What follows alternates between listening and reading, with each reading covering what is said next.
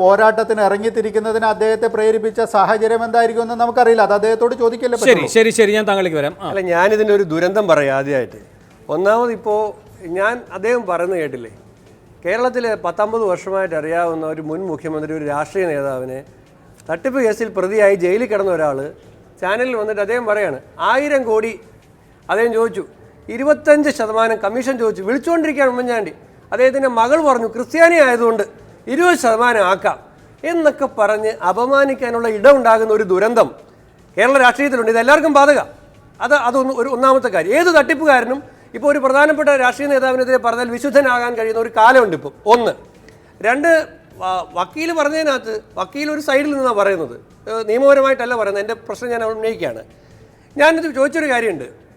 1000 കോടി ചോദിച്ച ഉമ്മൻചാണ്ടി ചോദിച്ചൊരു കേസിൽ പരാതി കൊടുക്കുമ്പോൾ ഉമ്മൻചാണ്ടി ഒഴിവാകുന്നു മനസ്സിലാക്കാം, FIRൽ മൊഴി കൊടുക്കാതിരിക്കുന്നു മനസ്സിലാക്കാം, അത് കഴിഞ്ഞ് റിട്ടിൽ പറയാതിരിക്കുന്നു മനസ്സിലാക്കാം. ഇവർ റഹീമും വക്കീലും പറഞ്ഞ ന്യായം. പിന്നെ വേണു പറഞ്ഞൊരു കാര്യമുണ്ട്. ഈ 20/6/2013 ഒരു ബാംഗ്ലൂരിൽ നിന്നും ഒരു ദൃശ്യമാധ്യമത്തിന് അദ്ദേഹം ഇൻ്റർവ്യൂ കൊടുക്കുന്നു, മാതൃഭൂമിയിലല്ല. ആ മാധ്യമത്തിനോട് നാളെ ആ ഇൻ്റർവ്യൂ ഒന്നും കൂടി ടെലികാസ്റ്റ് ചെയ്യാൻ പറ. ഞാൻ കേട്ട ഒരാളാണ്. അത് ഏത് സാഹചര്യത്തിലാണോ? കേരളത്തിൽ മറ്റൊരു സോളാർ കേസ്, മറ്റൊരു സോളാർ വിവാദം കത്തി നിൽക്കുമ്പോഴാണ് ഈ കുരുവിള ഇതിനകത്തൊരു സോളാർ കൊണ്ടുവന്ന് മുഖ്യമന്ത്രിക്കെതിരെ ഒരു പരാതി, ഒരു ഇൻ്റർവ്യൂ കൊടുക്കുന്നത്. ആ ഇൻ്റർവ്യൂവിൽ പോലും അദ്ദേഹം ബാംഗ്ലൂർ കോടതിയിൽ പറഞ്ഞിട്ടുള്ള കാര്യങ്ങളില്ല. അതിൽ പറയുന്നത് എന്താ പറയുക, നയം വ്യക്തമാക്കുന്നു പറഞ്ഞൊരു സിനിമയുണ്ട് മമ്മൂട്ടിയുടെ. അതിൽ ഇങ്ങനെ കോളർ പൊക്കിയാൽ റെഡി എന്നാണ് പറയുന്നത്. ഇദ്ദേഹം ഇൻ്റർവ്യൂവിൽ പറയുന്നത് ഡൽജിത്തും ആൻഡ്രൂസും കേരള ഹൗസിൽ പോയിട്ട് നിങ്ങൾ ഉമ്മൻചാണ്ടിയെ കണ്ടോ ചോദിക്കുന്നു. ഇല്ല, അവർ സംസാരിച്ചിട്ട് എന്നെ ചൂണ്ടിക്കാണിച്ചു, ദൂരെ നിൽക്കുന്ന എന്നെ ചൂണ്ടിക്കാണിച്ചു. അദ്ദേഹം പിന്നെ ഒരു കാറ് കയറി സോണിയാഗാന്ധിയെ കാണാനെന്നും പറഞ്ഞ് പോയി. ഞാൻ ഇവർക്ക് പൈസ കൊടുത്തു എന്നാണ് ആ ഇൻ്റർവ്യൂവിൽ അദ്ദേഹം പറഞ്ഞിരിക്കുന്നത്. ആ ഇൻ്റർവ്യൂ നാളെ ടെലികാസ്റ്റ് ചെയ്യാം. അതിനുശേഷം ഇദ്ദേഹത്തിനെ TV യിൽ കണ്ടതോടുകൂടി ഈ ബിജീഷ് എന്ന് പറഞ്ഞൊരു ചെറുപ്പക്കാരൻ, അയാൾ മുമ്പ് ഫോറക്സ് ട്രേഡിംഗ് ബിസിനസ് എന്ന് പറഞ്ഞൊരു സംഭവം ഇദ്ദേഹം തട്ടിപ്പ് നടത്തിയതിൽ ഇരയായ ആളാണ്. മുങ്ങിയതിനു ശേഷം പിന്നെ TV യിലാണ് കാണുന്നത്. അദ്ദേഹം കൊണ്ടൊന്ന് പരാതി കൊടുത്തു. ആ പരാതിയിൽ മേൽ കുരുവിളയെ അറസ്റ്റ് ചെയ്തു. കുരുവിള റിമാൻഡിലായി. കുരുവിള ഹൈക്കോടതിയിൽ പോയി സ്റ്റേ വാങ്ങി. അതിന് ഹൈക്കോടതിയുടെ അദ്ദേഹത്തിനെ അറസ്റ്റ് ചെയ്യരുത് എന്ന് പറഞ്ഞ അദ്ദേഹത്തിൻ്റെ കേസിൽ ഹൈക്കോടതി കൊടുത്ത ഒരു വിധി ഇതിനകത്തുണ്ട്. ഇത് വായിച്ചു നോക്കിയാൽ ഇദ്ദേഹം നടത്തിയിട്ടുള്ള മുഴുവൻ കാര്യങ്ങളും ഹൈക്കോടതിയുടെ ജഡ്ജ്മെൻറ്റിലുണ്ട്. അതാണ് ഞാൻ പറഞ്ഞത്, തട്ടിപ്പ് നടത്തിയവർ, അതിൻ്റെ പേരിൽ ജയിലിൽ കിടന്ന ആളുകൾ വന്ന് ഇങ്ങനെ ഒരു അഭിപ്രായം പറഞ്ഞാൽ അഴിമതി വിരുദ്ധ പോരാളിയാകും, ആർക്കും ആകാൻ കഴിയും. ശരി, റഹീമിലേക്ക് നിശ്ചയമായും വരാം. അല്ല, ഞാനീ പറയുന്നത് ഈ 4000 കോടി അതിൻ്റെ CEO ആണ് ഞാൻ എന്നൊക്കെ പറയുമ്പോൾ തന്നെ അതിനകത്തൊരു ക്രെഡിബിലിറ്റി പെട്ടെന്ന് പ്രഥമ ദൃഷ്ടിയാ തോന്നുന്നു. പിന്നെ ഉമ്മൻചാണ്ടി, നമുക്കൊക്കെ തിരുവനന്തപുരത്തുള്ള രാഷ്ട്രീയക്കാരെന്ന് എനിക്ക് നന്നായിട്ടറിയാം, 1000 കോടിയൊക്കെ ചോദിക്കുക എന്നൊക്കെ പറഞ്ഞാൽ ഉമ്മൻചാണ്ടി അങ്ങനെ ചോദിക്കുമെന്ന് ഞാൻ വിചാരിക്കുന്നില്ല. കാരണം നമുക്കൊക്കെ അറിയാവുന്ന ഉമ്മൻചാണ്ടി അതുപോലെയുള്ള കേരളത്തിലെ പ്രമുഖരായ രാഷ്ട്രീയ നേതാക്കന്മാർ ഒരാളുടെ മുഖത്ത് നോക്കി നിങ്ങൾ 1000 കോടി രൂപ അദ്ദേഹം അക്കൗണ്ട് നമ്പറൊക്കെ മേടിച്ച് വെക്കേണ്ടിയിരുന്നു, അദ്ദേഹം ചെയ്തിട്ടുമില്ല. 1000 കോടി രൂപ ഈ അക്കൗണ്ടിൽ ഇട്ട് തരും എന്നൊക്കെ പറഞ്ഞാൽ ഇറ്റ്സ് അൺബിലീവബിൾ. ഒന്നാമത്തെ കാര്യം. രണ്ടാമത്തെ കാര്യം, ഉമ്മൻചാണ്ടിയെക്കുറിച്ച് അങ്ങനെ ഒരു ചിന്തിക്കാൻ എന്നെക്കൊണ്ട് പറ്റുന്നില്ല. പിന്നെ പ്രധാനപ്പെട്ട കാര്യം, അദ്ദേഹം പറഞ്ഞതിനകത്ത് മുഴുക്കെ ഒന്നാം പ്രതി കിങ് പിൻ എന്ന് പറയുന്ന ഉമ്മൻചാണ്ടിയാണ്. പക്ഷേ പ്രതിസ്ഥാനത്ത് നിൽക്കുന്ന 5-മത്തെയോ 6-മത്തെയോ ആളായിട്ടാണ് ഉമ്മൻചാണ്ടി ബാംഗ്ലൂർ കോടതിയിൽ. അവിടെ തന്നെ വൈരുദ്ധ്യങ്ങളുണ്ട്. വൈരുദ്ധ്യങ്ങൾ മാത്രമല്ല, ഇതിനകത്ത് വിശ്വസിക്കാൻ പറ്റാത്ത ഒത്തിരി കാര്യങ്ങൾ ഇദ്ദേഹത്തിൻ്റെ ഭാഗത്തുനിന്നുണ്ട്. ഈ കേസിൻ്റെ അകത്ത് ചിലപ്പോൾ പറ്റാത്തതെന്ന് ശ്രീ ജേക്കബ് ജോർജ് കരുതുന്നത് ഉമ്മൻചാണ്ടിയിൽ നിന്ന് ഇതൊന്നും പ്രതീക്ഷിക്കാൻ കഴിയുന്നില്ല എന്ന് തന്നെയാണ്. അതായത് ഒരു മുഖ്യമന്ത്രി സ്ഥാനത്തിരുന്നും കൊണ്ട് ഉമ്മൻചാണ്ടി എന്ന് പറയുന്ന വ്യക്തി, ഞാൻ അറിയുന്ന വ്യക്തി, ചിലപ്പോൾ ഞാൻ അറിയാത്തൊരു മാനം അദ്ദേഹത്തിനുണ്ടോ ഇല്ലയോ എന്നുള്ളത് അറിയത്തില്ല. ഈ കേസിൻ്റെ മെറിറ്റിലേക്ക് പിന്നെ പോകാം. അത് നമുക്ക് ഇവിടെ വെച്ച് ചിന്തിച്ച് ഒരു തീരുമാനം എടുക്കാനും പറ്റുന്നതല്ല. ഞാൻ മനസ്സിലാക്കിയിട്ടുള്ള, ഞാൻ അറിയുന്ന ഉമ്മൻചാണ്ടി ഇങ്ങനെ 1000 കോടി രൂപ, ഏതായാലും 4000 കോടിയില്ലേ, ഇങ്ങനെ 4000 കോടി എന്നുള്ളത് ചിന്തിക്കാൻ പോലും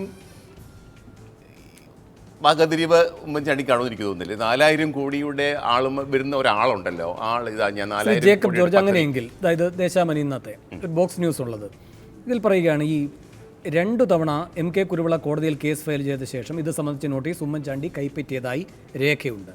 തുടർന്ന് ഉമ്മൻചാണ്ടി നിരന്തരം കോടതിയിൽ ഹാജരാകാതിരിക്കുകയും കേസ് എക്സ്പാർട്ടി ആവുകയും ചെയ്തു.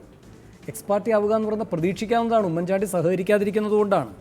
കഴിഞ്ഞ നിയമസഭാ തെരഞ്ഞെടുപ്പ് സമയത്ത് ഇത് ഒഴിവാക്കി നാമനിർദ്ദേശ പത്രിക നൽകാൻ ഉമ്മൻചാണ്ടി നേരിട്ട് ബംഗളൂരുവിലെത്തി വക്കാലത്ത് നൽകി സത്യവാങ്മൂലവും നൽകിയിരുന്നു. തെരഞ്ഞെടുപ്പ് സമയത്ത് നൽകിയ സത്യവാങ്മൂലത്തിൽ തൻ്റെ പേരിൽ ഒരു കേസും നിലവിലില്ലെന്നാണ് അവകാശപ്പെട്ടത്. കോടതിയിൽ ഉമ്മൻചാണ്ടി അപേക്ഷ നൽകിയ ശേഷം സ്റ്റേറ്റ്മെൻറ്റ് എഴുതി സമർപ്പിക്കാൻ കോടതി 4 തവണ അവധി നൽകി. ഇത് ഫയൽ ചെയ്യാതെ വന്നപ്പോൾ മലയാള പത്രത്തിൽ കോടതി 4 തവണ പരസ്യം നൽകി. ഇതിനുശേഷം വീണ്ടും പോട്ടെ, ദേശാഭിമാനിയിലാണ് കൊടുത്തേക്കുന്നത്, ബാക്കി അല്ലാതെ 4 തവണ നോട്ടീസ് അയക്കുന്നുണ്ടല്ലോ. അതെ, കുരുവിളയെ ക്രോസ് ചെയ്യാനും കോടതി ഉമ്മൻചാണ്ടിക്ക് അവസരം നൽകി. ഇതിനുശേഷമാണ് വിഷ്ണു വിധി. അല്ല, ഞാൻ വേണു എന്നിട്ട് ഉമ്മൻചാണ്ടി പറയുകയാണ് എന്റെ ഭാഗം കേട്ടില്ല. ഞാൻ വിഷ്ണുവിലേക്ക് വരാം, അല്ലെങ്കിൽ ഇതിന്റെ ഒരു അവസരം എല്ലാവർക്കും കിട്ടാതെ വരുന്ന ഒരു പരാതി. അതിനുമ്പ് ശ്രീ PC ജോർജും ടെലിഫോൺ ലൈനിലുണ്ട്. ശ്രീ PC ജോർജ് അല്പസമയം കൂടി വെയിറ്റ് ചെയ്യണം, എനിക്കറിയാം അങ്ങ് UK യിലാണെന്ന്. ഇതിനകത്ത് ഓരോ കാര്യങ്ങളും, ഒന്ന് ശ്രീ വേണു ആദ്യം തെറ്റിദ്ധരിക്കപ്പെട്ടതാണ്. ഈ കേസ് ഒരു സംശയം ഉയർന്നു വന്നത്, അങ്ങനെ കേസ് എനിക്കിപ്പോൾ സമയം കിട്ടിയില്ല. വക്കീൽ പറഞ്ഞത് വളരെ കറക്റ്റാണ്. ഇത് രണ്ടായി കാണും. ഇപ്പോൾ സാറ് പറഞ്ഞു 5-ാം പ്രതി എങ്ങനെ ആയി എന്നുള്ളതാണ്. ഒരു കേസിൽ പ്രതിയേർക്കപ്പെടുന്നത്, ഒരു കേസിൽ നിയമോപദേശം കൊടുക്കുന്നത്, ആ കേസിന് അഡ്വൈസ് ചെയ്യുന്ന അഡ്വക്കേറ്റിൻ്റെ എക്സ്പീരിയൻസും അദ്ദേഹത്തിൻ്റെ മനോനിലവാരവും വെച്ചാണ്. അത് വേറൊരു അഡ്വക്കേറ്റ് ആണെങ്കിൽ അങ്ങനെ ആയിരിക്കില്ല ചെയ്യുന്നത്. കേസ് വിജയത്തിലെത്തിക്കാൻ സ്വന്തം മുമ്പിലിരിക്കുന്ന ക്ലയൻറ്റിനെ ആ നിലയിട്ട് ഡ്രൈവ് ചെയ്യുള്ളൂ. അത് ഓരോരുത്തരും ഓരോ രൂപത്തിലായിരിക്കും ഡ്രൈവ് ചെയ്യുക. അങ്ങനെയാണ് ഈ കേസിൽ ഇതെല്ലാം വരുന്നത്. അദ്ദേഹം റിട്ട് കൊടുക്കുമ്പോൾ അദ്ദേഹം നേരത്തെ കൊടുത്ത ഒരു പരാതിയിന്മേൽ പ്രോപ്പറായി അന്വേഷണം നടക്കുന്നില്ല എന്നുള്ളതാണ് അദ്ദേഹത്തിൻ്റെ പ്രയർ. ആ പരാതിയെ സംബന്ധിച്ചാണ് അപ്പോഴവിടെ സ്റ്റേറ്റ് ചെയ്യേണ്ടത്. അതാണ് അദ്ദേഹം പ്രതിപാദിച്ചത്. അത്രേ ഉണ്ടായുള്ളൂ. ശരിയാണ്. രണ്ട് ഇവിടെ ഇപ്പോൾ ഞാൻ ചോദിക്കട്ടെ, ഇപ്പോൾ ശ്രീ വിഷ്ണുനാഥ് വാദിക്കുന്നു. ശ്രീ PC വിഷ്ണുനാഥും വക്കീലായിരുന്നു. ഈവൻ ശ്രീ വിഷ്ണുനാഥെങ്കിലും പോയി, ഞാൻ പറയട്ടെ, അല്ലെങ്കിൽ ആരെങ്കിലും ഒരാൾ പോയി, ലോ കോളേജ് വരെയുള്ള കഥ എനിക്കറിയാം, ബാക്കി എനിക്കറിയില്ല. അപ്പോൾ ഞാൻ പറയുന്നു, നിങ്ങൾ ആരെങ്കിലും പോയി വാദിക്കണ്ടേ? എന്തേ പറഞ്ഞില്ല? അദ്ദേഹം അറിഞ്ഞില്ല എന്നാണ് ആദ്യം പറഞ്ഞത്. എക്സ്പാർട്ടി ഡിഗ്രി എങ്ങനെയാണ് വരിക? ഒരാൾ, ഞാൻ അറിയുന്നില്ല എന്നെക്കുറിച്ചുള്ളത്, എനിക്ക് നോട്ടീസ് കൈപ്പറ്റാനാകുന്നില്ല, ഞാൻ പോകുന്നില്ല. ഇത് അദ്ദേഹം സഹകരിച്ചില്ല. അദ്ദേഹം എന്തുകൊണ്ട് സഹകരിക്കാതിരുന്നു? ഇങ്ങനെ സഹകരിക്കാതിരിക്കുകയും കേസ് അനന്തമായി നീട്ടുകയുമാവാം എന്ന കുബുദ്ധിയാണ് ഉമ്മൻചാണ്ടി ഇതിൽ പ്രയോഗിച്ചത്. അദ്ദേഹവുമായി ബന്ധപ്പെട്ട വിവിധ കേസുകൾ ഇതുപോലെയുണ്ട്. പക്ഷേ അദ്ദേഹത്തിന് അപ്പോഴും അറിയുന്നില്ല എക്സ്പാർട്ടിയായി വേണമെങ്കിൽ വിധിയാവാം. അത് കോടതി ഇത്രയും പൊടുന്നതിനെ എക്സ്പാർട്ടി ഡിഗ്രി പ്രഖ്യാപിക്കുമെന്ന് അദ്ദേഹം കരുതിയിട്ടുണ്ടാവില്ല. അദ്ദേഹം കരുതിയിട്ടുണ്ടാകില്ല. ഞാൻ ചോദിക്കട്ടെ, അദ്ദേഹത്തിന് പകരം വക്കാലത്തിടുന്നു. അദ്ദേഹം പോണ്ട, അദ്ദേഹം അറിയാൻ അഡ്വക്കേറ്റ് ഉണ്ട്. അഡ്വക്കേറ്റിന് വെച്ചാൽ ഞാൻ തന്നെയാണ്. അല്ല, അവിടെ കോൺഗ്രസ് ഭരണവുമാണ്. രണ്ട്, ജേക്കബ് ജോർജ് സാറ് സുമനസ്സുള്ള ഒരു മനുഷ്യനാണ്. അദ്ദേഹത്തിന്റെ മനസ്സിൽ, സാധാരണക്കാരായ ഒരു മലയാളിയുടെ മനസ്സിൽ ശ്രീ ഉമ്മൻചാണ്ടിയെ കുറിച്ചുള്ള മുഖം ഇങ്ങനെയായിരുന്നില്ല. നമുക്ക് PC യോട് ചോദിക്കാം. ശ്രീ PC, താങ്കൾ ടെലിഫോൺ ലൈനിലുണ്ടല്ലോ അല്ലേ? ശ്രീ PC, ശ്രീ ജേക്കബ് ജോർജിന് വിശ്വസിക്കാൻ കഴിയുന്നില്ല. ഉമ്മൻചാണ്ടി ഇങ്ങനെ ഒരു 4000 കോടിയുടെ പദ്ധതിയുമായി വരുന്ന ഒരാളെ അങ്ങനെ തന്നെ വിശ്വസിക്കുമെന്നും അതിലൊരു 1000 കോടി അടിക്കാമെന്ന് ആലോചിക്കുമെന്നും താങ്കളുടെ ഒരു വിലയിരുത്തൽ എന്താണ്? കൂടുതൽ അടുത്ത് ഇടപഴകിയതല്ലേ താങ്കൾ? വേണു, സത്യസന്ധമായി ഞാൻ ഒരു കാര്യം പറയാം. ഈ കുരുവിളയെ എനിക്കറിയാം. കുരുവിളയോടെ ലൈനുണ്ടെ ചോദിച്ച് അയാളോട് PC യോടുമായിട്ട് സംസാരിച്ചിട്ടുണ്ടെന്ന് അയാൾ പറയും. എൻ്റെ അടുത്ത് മിസ്റ്റർ കുരുവിള വന്ന് പറഞ്ഞ കാര്യം ഒന്നും ഒളിച്ചു വെക്കാതെ ഞാൻ പറയാം. 1,05,00,000 രൂപ സരിത മേടിച്ചിട്ടുണ്ട്. അത് ഉമ്മൻചാണ്ടിയോട് ചോദിച്ച് ഉമ്മൻചാണ്ടി അനുവാദത്തോടെയാണ് ഞാൻ കൊടുത്തത്. അത് ഉമ്മൻചാണ്ടി മാത്രമല്ല, ഗണേശന് ഉത്തരവാദിത്വമുണ്ട്. ഞാൻ ഇത് അറിഞ്ഞ ഗണേശനെ വിളിച്ചു. ഗണേശന് 1,00,000 രൂപ കൊടുത്ത് തിരിച്ചത് എനിക്കറിയാം. അപ്പൊ പോയിട്ട് 1,04,00,000 രൂപ കുരുവിള കിട്ടാനുണ്ടെന്ന് എനിക്കറിയാം. പിന്നെ സരിതയും കൊണ്ട് കുരുവിള എന്നോട് പറഞ്ഞത് സത്യസന്ധമാണ്. അത് സരിത എന്നോട് സമ്മതിച്ചതാണ്. സരിതയുടെ കൂട്ടത്തിൽ സരിത ആവശ്യപ്പെട്ടിട്ട് MLA ക്വാർട്ടേഴ്സിൽ പല മുറിയിലും സരിതയെ കൊണ്ടുവിടുന്ന ഒരു ഏജൻസി പണി പോലെ കുരുവിള ചെയ്തിട്ടുണ്ട്. കുരുവിള പറയുന്ന കുരുവിളെ അറിഞ്ഞിരുന്നില്ല. സരിത വിളിച്ചപ്പോൾ ചെന്നു, രഹസ്യമായിട്ട് പോവാണെന്ന് അറിയാതെ കൊണ്ട് മുറി വിട്ടതാണ്. ഞാൻ ആരുടെയും പേര് പറയുന്നില്ല, പറഞ്ഞ ആരെയും അപമാനിക്കാനുമില്ല. ഈ കാര്യം എനിക്കറിയാം. ഞാനിത് ബഹുമാനപ്പെട്ട ഉമ്മൻചാണ്ടിയോട് സംസാരിച്ചിട്ടുള്ളതാണ്. ചേട്ടാ, ദൈവത്തെ ഓർത്തിക്കണം, കേസുണ്ട്, തീർക്കണം എന്ന് പറഞ്ഞതാണ്. ഗണേശനോട് ഞാൻ സംസാരിച്ചതാണ്. ഇത് നാണക്കേടാണ്, അയാൾ പുറകെ നിന്ന് മാറുന്നില്ല, എൻ്റെ അടുത്ത് വന്ന് പരാതിയായിട്ട് പറഞ്ഞതാണ്, നിങ്ങൾ തീർക്കണമെന്ന് പറഞ്ഞിട്ടുള്ളതാണ്. അതുകൊണ്ട് ഉമ്മൻചാണ്ടി അറിഞ്ഞില്ല എന്ന് പറയുന്നത് തെറ്റാണ്, ഞാൻ തന്നെ പറഞ്ഞിട്ടുള്ളതാണ്. പിന്നെ ഉമ്മൻചാണ്ടി ഇത് ഇൻവോൾവ് ആണെന്നുള്ളത് എനിക്ക് യാതൊരു എവിഡൻസും ഇല്ല. ഈ കുരുവിള പറഞ്ഞ തെളിവ് മാത്രമേ എൻ്റെ കയ്യിലുള്ളൂ. പക്ഷെ ഈ കേസ് സംബന്ധമായി എനിക്ക് പറയാനുള്ളത്, ഇത്രയും ചർച്ച ചെയ്യപ്പെടുന്ന ഒരു ഇഷ്യൂ ആയിട്ട് കോടതിയുടെ മുമ്പിൽ നിന്ന് നോട്ടീസ് ഉണ്ടായിട്ട് ഉമ്മൻചാണ്ടി അത് കക്ഷി ചേർന്ന് വക്കീലിനെ വെക്കാതിരുന്നത് വലിയ തെറ്റായിപ്പോയി. അത് ഒരു വിധത്തിലും ഒരു നിയമം അറിയാവുന്ന ഒരു വ്യക്തി എന്നതിൽ ഉമ്മൻചാണ്ടിയെ പോലെ ഒരാളത് ചെയ്യാൻ പാടില്ലായിരുന്നു. ഇത് മൊത്തം ഒരു രാഷ്ട്രീയക്കാർക്കും അപമാനം ഉണ്ടാക്കിക്കൊണ്ടിരിക്കുന്ന ഒരു കേസ് എന്ന നിലയിൽ ഉമ്മൻചാണ്ടി ശ്രദ്ധിക്കാതിരുന്നത് വലിയ തെറ്റായിപ്പോയി എന്ന് തന്നെയാണ് എൻ്റെ അഭിപ്രായം. പക്ഷേ ഈ നിയമസഭാ തെരഞ്ഞെടുപ്പ് മുന്നിൽ കണ്ടുകൊണ്ട് കോടതിയോട് സഹകരിക്കാനുള്ള ബുദ്ധി കാട്ടിയല്ലോ. അതാണ് ഞാൻ പറഞ്ഞ വേണു, ഉമ്മൻചാണ്ടി കാണിച്ച മര്യാദകൾ അങ്ങനെ എന്ത് പറ്റിയെന്ന് എനിക്ക് മനസ്സിലാകുന്നില്ല. ഈ ഒരു കേസ് ഉമ്മൻചാണ്ടിക്ക് അറിയാവുന്നതാണല്ലോ ഈ കേസ്. സരിത നല്ലോണം ഉമ്മൻചാണ്ടിക്ക് അറിയാമല്ലോ. എത്ര ഇടത്ത് ഉമ്മൻചാണ്ടിയായിട്ട് സംസാരിച്ച് പോട്ടെ, ഞാനതിലേക്കൊന്നും കടക്കല്ല. അദ്ദേഹത്തെ സംബന്ധിച്ചിടത്തോളം ഈ കാര്യം അറിയാവുന്ന സാഹചര്യത്തിൽ, കുരുവിള കേസ് കാശ് കിട്ടാതെ പോവില്ല എന്ന് നിൽക്കുന്ന സാഹചര്യത്തിൽ കുരുവിള കേസിൽ നല്ല വക്കീലിനെ വെച്ച് വാദിപ്പിക്കാനുള്ള ചുമതല ഉമ്മൻചാണ്ടിക്കുണ്ട്. ശരി, പക്ഷേ ചോദ്യം ഇപ്പോഴും ബാക്കി. 4000 കോടിയുടെ ഒരു പദ്ധതിയുമായി കുരുവിളയെ പോലൊരു വ്യക്തി വന്നാൽ അങ്ങനെ തന്നെ വിശ്വസിക്കുമോ ഉമ്മൻചാണ്ടി? അതിൽ നിന്ന് 1000 ആഗ്രഹിക്കുമോ ഉമ്മൻചാണ്ടി?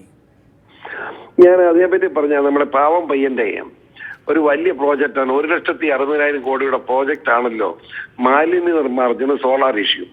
അതിന് 60,000 കോടി രൂപയുടെ ഇഷ്യൂ ആണല്ലോ ഉമ്മൻചാണ്ടി സെറ്റും കൂടെ ഏറ്റെടുത്ത് പാവം പയ്യന്റെ പ്രശ്നം. പാവം പയ്യൻ ഇത് നിയമസഭയിൽ ഞാൻ പത്രസമ്മേളനത്തിൽ പറഞ്ഞിട്ടുള്ളതാണല്ലോ.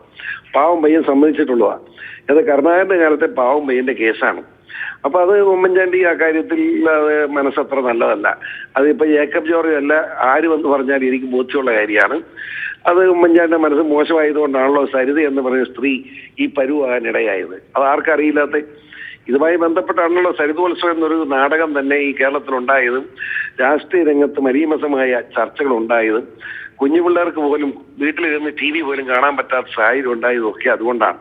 അതിലൊക്കെ ഉമ്മൻചാണ്ടിക്ക് ഉത്തരവാദിത്വം ഇല്ലെന്ന് പറഞ്ഞാൽ ഉമ്മൻചാണ്ടി പറയുന്നത് തെറ്റാണെന്ന് ആധികാരികമായി ദൈവത്തെ സാക്ഷ്യപ്പെടുത്തിക്കൊണ്ട് ഞാൻ നിങ്ങളോട് പറയുന്നു വേണു. ശരി, നന്ദി ശ്രീ PC ജോർജ് പ്രതികരിച്ചതിന്. ഇടവേളയിലേക്ക് പോയതിനു ശേഷം മറ്റതിഥികളിലേക്ക്.